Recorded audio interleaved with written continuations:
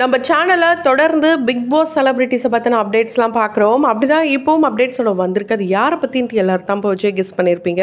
ஆமாங்க, நடிகர் அமித். இவரை பற்றி தான் எல்லாரும் இந்த வீடியோவில் பார்க்க போகிறோம். இவரை பற்றி பார்க்கறதுக்கு முன்னாடி இது வரைக்கும் யாரெல்லாம் நம்ம சின்ன சமூகம் சேனலை சப்ஸ்கிரைப் பண்ணலையோ அவங்க எல்லாரும் மறக்காம சப்ஸ்கிரைப் பண்ணிட்டு பக்கத்தில் இருக்க பெல் ஐக்கனையும் மறக்காம ப்ரெஸ் பண்ணிடுங்க. பிக் பாஸ் சீசன் 9 பற்றி சொல்லவே வேணாம், எல்லாருமே பார்த்துட்டு தான் வருவீங்க. ஸோ இந்த சீசனை பொறுத்த வரைக்கும் இவங்கள மாதிரி நம்ம இருக்கணும் அப்படின்ட்டு யாருமே நம்ம எக்ஸாம்பிளாக எடுத்துக்க முடியாது.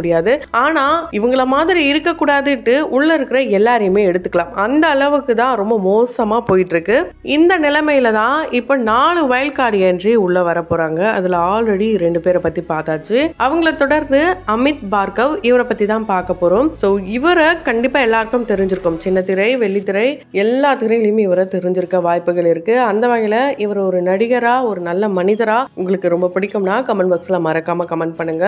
ரெட் ஆர்டினோட அமித் பார்கவ் இவர் சென்னைக்கு கிட்டத்தட்ட ஒரு 15 வருஷம் அப்படின்னே சொல்லலாம். அதுக்கு முன்னாடி இவர் பெங்களூர்ல தான் இருந்திருக்காரு. அங்கேயே ஒரு தியேட்டர் ஆர்டிஸ்டா இருந்திருக்காரு. அந்த தியேட்டர் ஆர்டிஸ்டா இருக்கும் போதே சின்ன திரையில இவருக்கு நடிக்கிற வாய்ப்பு கிடைக்குது.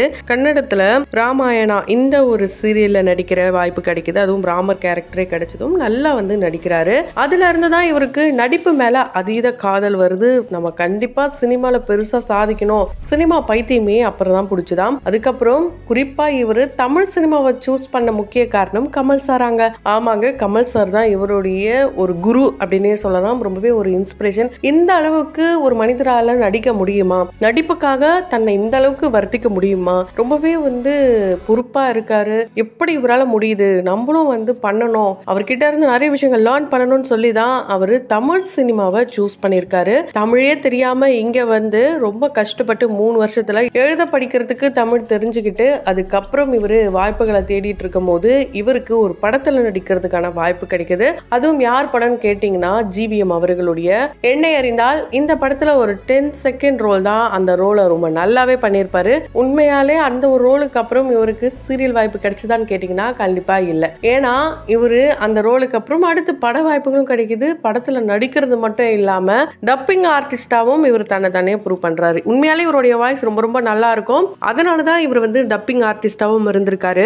வாய்ப்புக்காக இவர் தேடிட்டு இருக்கும் போது தான் சின்ன திரையிலும் வாய்ப்பு கிடைக்குது. சின்ன திரையில இவர் கல்யாணம் முதல் காதல் வரை அப்படின்ற சீரியல்ல பிரியா பவானி சங்கர் கூட சேர்ந்து பேர் பண்ணிருப்பாரு. ரொம்ப சூப்பராகவே இருக்கும் அந்த சீரியல். ரொம்ப ரொம்ப நல்லா இருக்கும். நிறைய பேருக்கு ரொம்ப பிடிச்ச சீரியலாகவும் இருந்தது. இப்போ பிரியா பவானி சங்கரோடைய ரேஞ்சு வேற லெவல்ல இருக்கு. அதுக்கப்புறம் தான் சீசன் 2 மாதிரி இப்போ ரீசெண்டா விக்ரம் வேதா அப்படின்ட்டு ஒரு சீரியல்லாம் கூட வந்திருந்தது. நிறைய பேர் பார்த்து இருந்திருப்பீங்க. என்னடா அதோடைய வருஷனாவே இருக்கே அப்படிலாம் கூட பார்த்துருந்தா அதே தான் பார்ட் 2 இருந்தது. ஸோ இப்போ பார்ட் 2 போட்டுட்டு எல்லா சீரியல்லையும் முன்னாடி எந்த சீரியல்ல நடிச்சிருக்காங்களோ அதுல நிறைய ஃபேன் ஃபாலோவர்ஸ் யாருக்கு இருக்கோ அவங்கள வச்சு தான் பார்ட் 2வே எடுக்கிறாங்க. அப்படிதான் இப்போ 2-3 சீரியல்ஸ் வந்திருக்கு. எந்த சீரியல்ஸ்னு எல்லாரும் கெஸ் பண்ணிருப்பீங்க.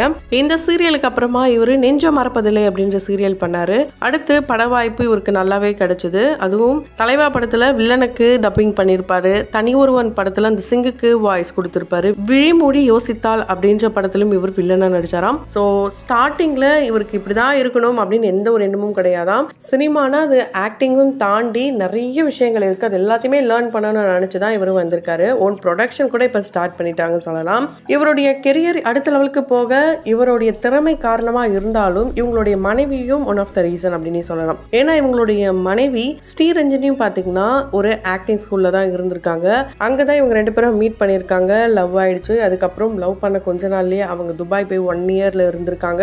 லாங் டிஸ்டன்ஸ் லவ் ஆயிருக்கு. அந்த டைம்ல கூட 2 பேருமே ஒரு டிசிப்ளினோட இருந்திருக்காங்க. அதுக்கப்புறம் மேரேஜ்லாம் டேட்லாம் ஃபிக்ஸ் பண்ணதுக்கு அப்புறம் 6 மாதம் இவங்க சென்னைக்கு டேட்டிங்லாம் பண்ணாங்களாங்க. ஸோ அப்பா அம்மாக்கு குடும்பம் எல்லாருக்கும் தெரிஞ்சிருந்தா கூட ரொம்ப டீசெண்டா நடந்துக்கிட்டாங்களாம். எங்குமே கை கோர்த்து நடந்தா கூட பேரண்ட்ஸ் யாருன்னா பார்த்தாங்கன்னா கையெல்லாம் விட்டுருவாங்களாம். அந்த மாதிரிலாம் இவங்க பண்ணி எப்படி பக்காவா டேட் பண்ண முடியுமோ அந்த மாதிரிலாம் பண்ணாங்களாம். ஸோ அது மட்டும் இல்லாம ஃபிளட் டைம்ல தான் இவங்களுடைய மேரேஜ் நடந்ததுனால இவங்களுடைய லவ் மேரேஜும் மறக்கவே முடியாதாங்க. ஸோ ஆக்டிங் மூலமா இவருக்கு கெரியரும் கிடைச்சிருக்கு, லைஃபும் கிடைச்சிருக்குன்னே சொல்லலாம். இவங்களுடைய இந்த காதல் திருமணத்து மூலியமா நிறைய சர்ச்சைகளும் விமர்சனங்களும் வந்தது. இது என்ன இவ்வளோ உயரமா இருக்கு, இந்த பொண்ணு இவ்வளோ குட்டையா இருக்கே, எப்படி இது உங்களுக்குள்ள செட் ஆகும்ட்டு சினிமா துறையிலையும் சரி பல விமர்சனங்கள் மக்கள் மத்தியிலையும் நிறைய கமெண்ட்ஸா பார்க்க முடிஞ்சது. அதுக்கும் இவங்க பதிலடி கொடுத்துட்டாங்க. ஸோ நாங்களும் எப்படி மற்றவங்க லவ் பண்றாங்க அந்த மாதிரி தாங்க லவ் பண்றோம், எங்களுக்கும் தெரியும் அப்படின்ற மாதிரி இவங்க விளக்கம்லாம் கொடுத்துட்டாங்க. அமித் எந்த அளவுக்கு ஒரு நல்ல மனிதர் அப்படின்னு பார்த்தீங்கன்னா, தன்னுடைய மகளுக்கு ஒரு சின்ன ப்ராப்ளம் இருக்காம். ஆனால் அதை ஒரு பிரச்சனையாகவே இவர் கருதுறது கிடையாது. அதையும் தாண்டி நமக்கு வந்து ஒரு ரெஸ்பான்சிபிலிட்டி, நம்ம பார்த்து தான் ஆகணும், ஒரு பொறுப்பு இருக்குது, இப்படிலாம் எதுவுமே இல்லாமல் தன்னுடைய மகளை ரொம்ப ரொம்ப இவர் நேசிக்கிறாராம். அந்த பாசத்துடைய வெளிப்பாடாக தான் தன்னுடைய மகளை வேற லெவலில் இவர் டீச் பண்ணிட்டு வராங்க. இவங்களுடைய மாமனார் மாமியார் தான் இவருக்கு ரொம்ப ரொம்ப சப்போர்ட். தன்னுடைய பெண் குழந்தைய பார்த்துக்கிறதுல ரொம்பவே வந்து சப்போர்ட்டிவாக இருக்காங்க. என்னன்னா, ஸ்ரீரஞ்சனியும் பார்த்தீங்கன்னா ஒரு ஆங்கர், ஒரு ப்ரொடக்ஷனும் ஓப்பன் பண்ணிட்டாங்க. இவர் நிறைய விஷயங்களை வந்து சொல்லித்தராரு.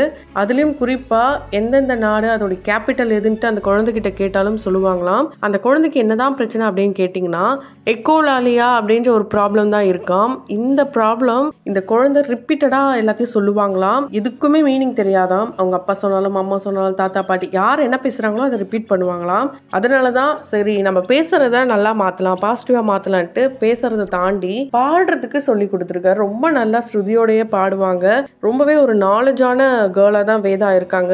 இவங்களை பார்க்கும் போது ரொம்பவே ஒரு ப்ரௌட் மொமெண்ட்டாக தான் இருக்கும். நிறைய இன்டர்வியூஸில் அவங்க பேசுகிற விஷயங்களாக இருக்கட்டும் எல்லாமே வந்து ரொம்ப சூப்பராக இருக்கும். ஸோ அமித் வந்து எவ்வளோ வந்து கெரியரில் கீழே இருந்தாலும் சரி மேலே இருந்தாலும் சரி தன்னுடைய குடும்பம் தான் அவருக்கு ஃபர்ஸ்டாம். ஸோ தன்னுடைய குடும்பம் ஃபர்ஸ்ட்டு பார்த்ததுக்கு அப்புறம் தான் மற்ற வேலை, அவங்கள ஒரு செட்டில் பண்ணணும், அதுக்கப்புறம் தான் நமக்கு நெக்ஸ்ட்டு அப்படிலாம் கூட இவர் சொல்லியிருக்காரு.